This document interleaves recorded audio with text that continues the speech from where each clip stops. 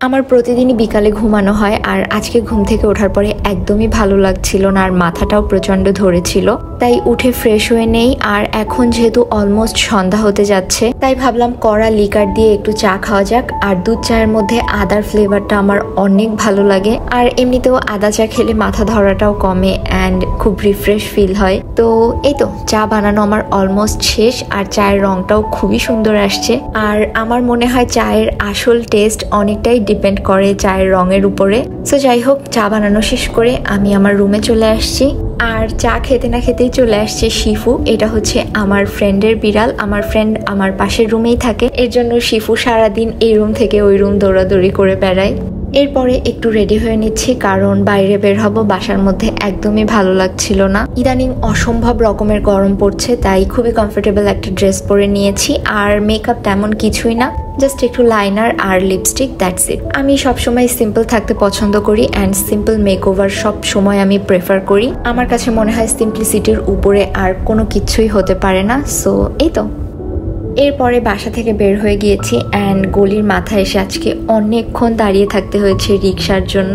Normally এখানে দাঁড়ালেই অনেক রিক্সা পাওয়া যায়, বাট যাই হোক ফাইনালি রিক্সায় উঠে গিয়েছি। সন্ধ্যার পরে কিন্তু রিক্সায় ঘুরতে বেশ মজা লাগে, বাট আজকে কেন জানি অনেক বেশি জ্যাম ছিল রাস্তায়। আসলে আমরা যারা বরিশালে থাকি তাদের জন্য এরকম রাস্তায় বের হলেই জ্যাম বা যানজটে অভ্যস্ত না একদমই, তাই জ্যামে পড়লেই অনেক বেশি অধৈর্য হয়ে যায় যে কেন রিক্সা দাঁড়ায় আছে বা কেন এত বেশি জ্যাম। আমার তো ধৈর্য বলতে একদমই কোনো কিছুই নাই, তাই আমি অনেক বেশি অস্থির হয়ে গিয়েছি যে কখন রিক্সাটা জ্যাম থেকে বের হবে। আর ফাইনালি 100 ঘন্টা ওয়েট করার পরে আমাদের রিক্সাটা জ্যাম থেকে বের হতে পেরেছে। আর জ্যামে আটকায় থাকলে যে কি ভয়ঙ্কর রকমের গরম, ওটার কথা তো বাদই দিলাম। বাইরে গরম থাকলেও আবার একটু ঠান্ডা বাতাসও ছিল, এটার জন্য আসলে বেশ ভালো লাগছিল।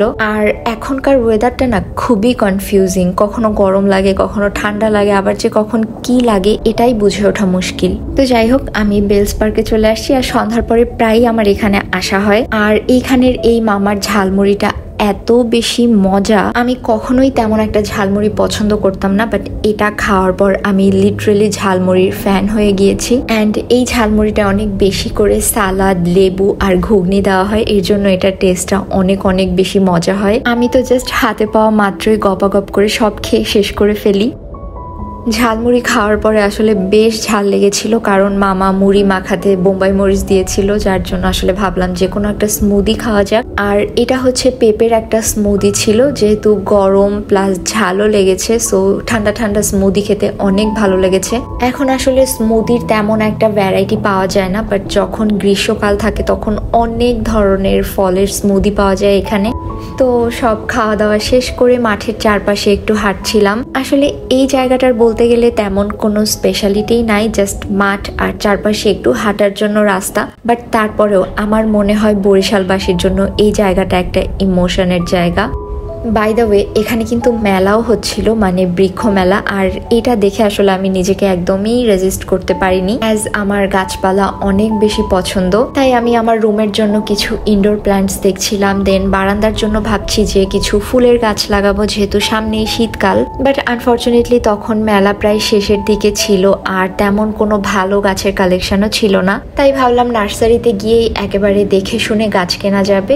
এরপরে আসলে রিক্সা নিয়ে নেই বাসায় যাওয়ার জন্য। সো আজকের ভিডিওটাও এই পর্যন্তই, টাটা।